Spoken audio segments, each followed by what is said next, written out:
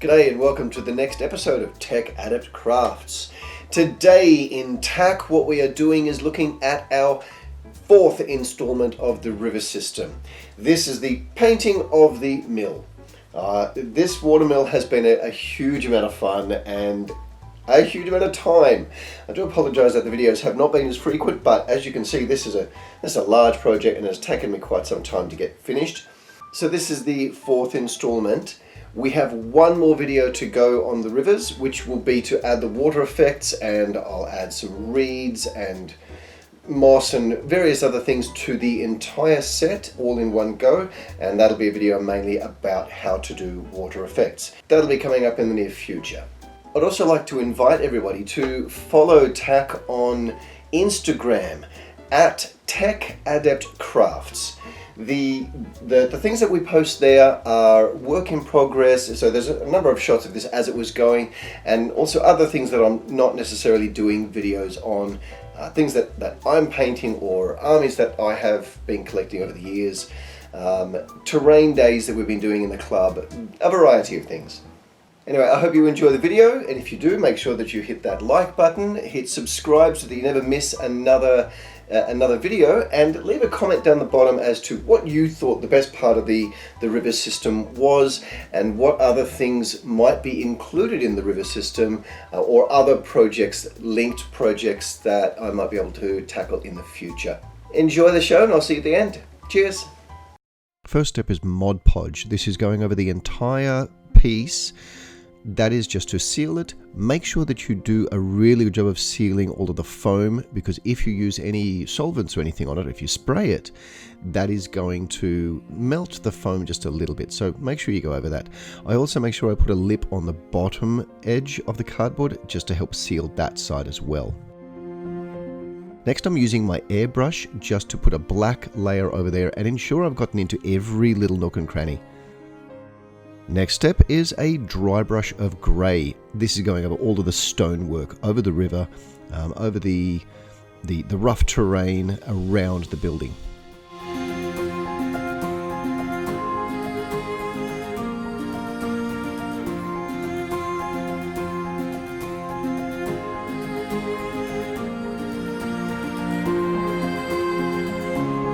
Using my airbrush, I am now going to paint exactly like I did in the other river parts. So this I'll just go through quickly. It uses all the same colors, apart from when we get to the waterfall areas where I do lighten it.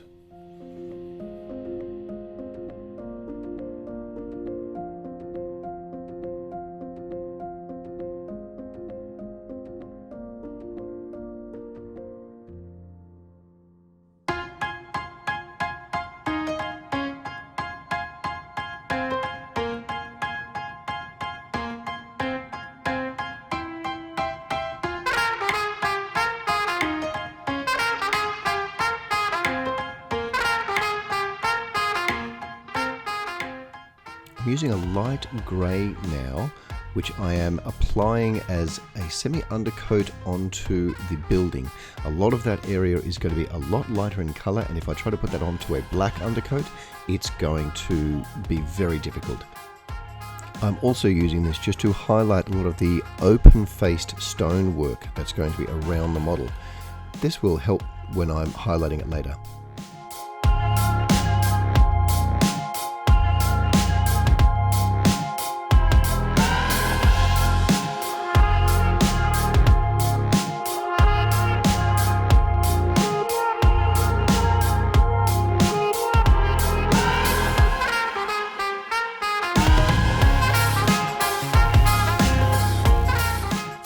Here you can see I'm going with a blue mist color.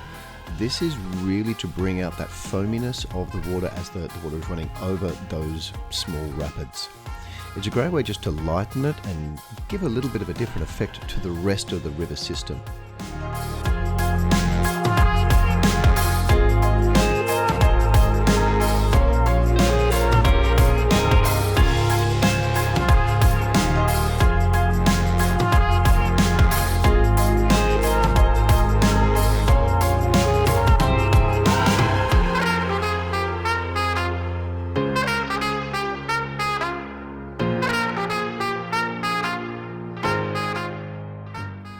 there's the river basically finished. The next step, we are going to use this timber beam color and stipple it onto the fascia boards. This is building up layer upon layer upon layer.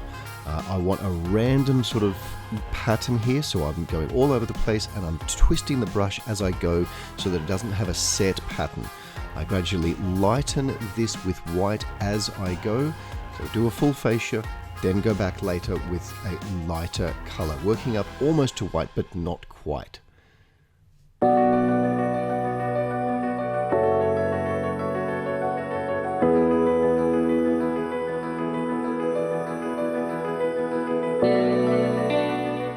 This next step, using star anise, is probably the longest process in the entire painting.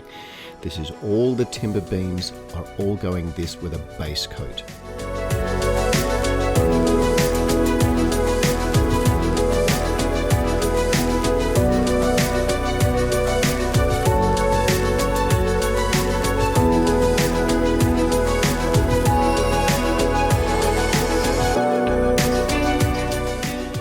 Same color and using the same technique as I did on the stone bridge I did for the river crossings.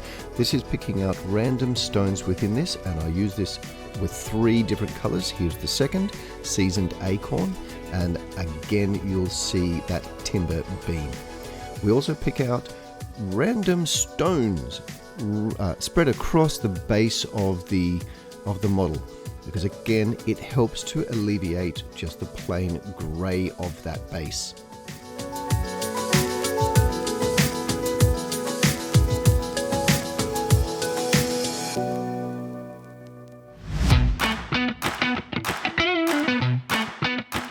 Dry brushing the timber, I'm using grey and burnt umber, and it's just a blend which I dry brush onto all of that timber work.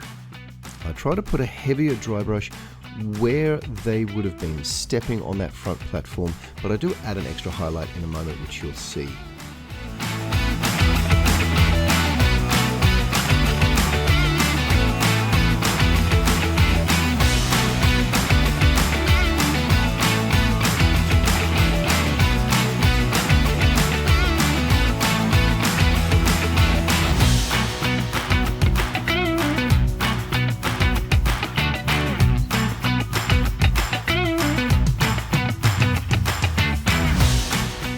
Continuing using that light grey, I'm dry brushing over all of the stone work now.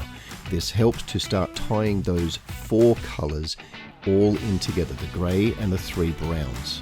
A nice even layer of a brown wash will also help to tie those all together. On the plain stone face work, it really goes well to give it a contrasting colour to the rest of that grey scale board. Let that fully dry overnight, and then go back with a dry brush of that light grey again over all of that brown work.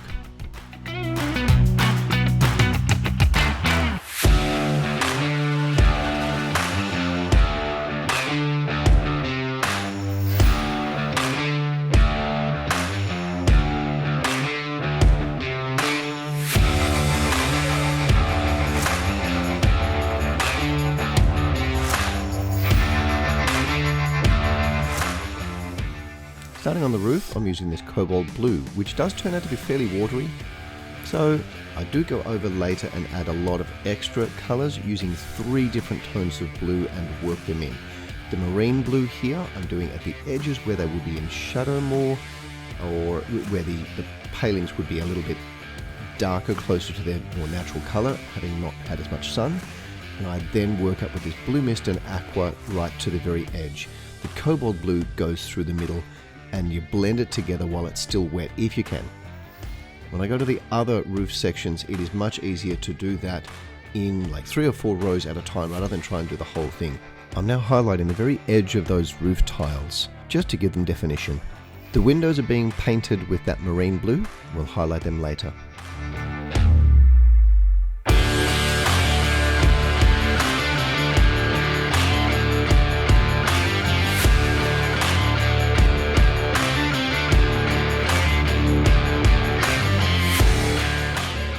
Going back to the roof now, I'm putting a brown wash as well as using some green ink to add effect to the roof. The wash goes over the whole thing, and then the green ink I use splotches.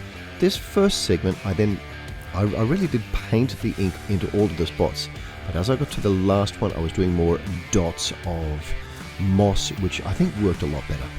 I added patches of that green ink wash to certain parts of the build, like the edges where the moss would build up, parts of the water wheel, around the stonework in that weir. It really does help it look like there's a buildup of algae in that water. Next we're going to highlight the windows with a combination of that cobalt blue and white.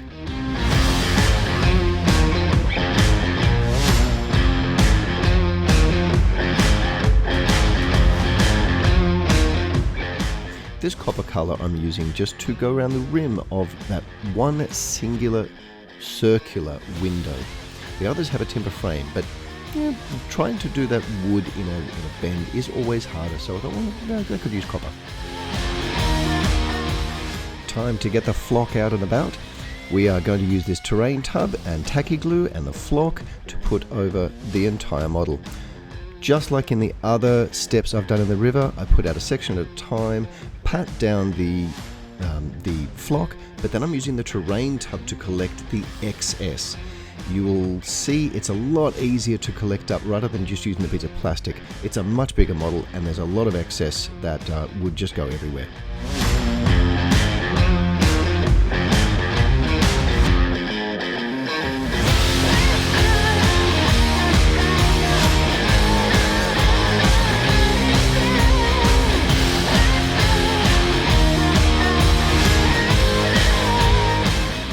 As you can see, nice and easy to collect up that flock again at the end.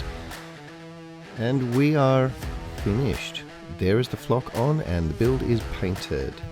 Just a heads up for TAC for the future, we are probably going to move towards a fortnightly video upload, just so I can put more time into each video rather than try to rush them.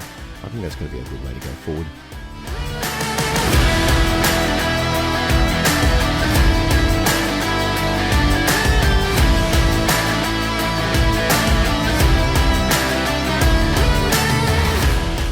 Hope you enjoyed that tutorial on how to paint this watermill, and I'd love to see if you give a go at doing any reject shop builds or simple MDF kits that you take and remodel to make it a bit more interesting. Some other things that you could do, some of the trees that I've done before, they actually fit quite nicely just around that. You could put more bushes around the build, you could put some moss growing in the nooks and crannies.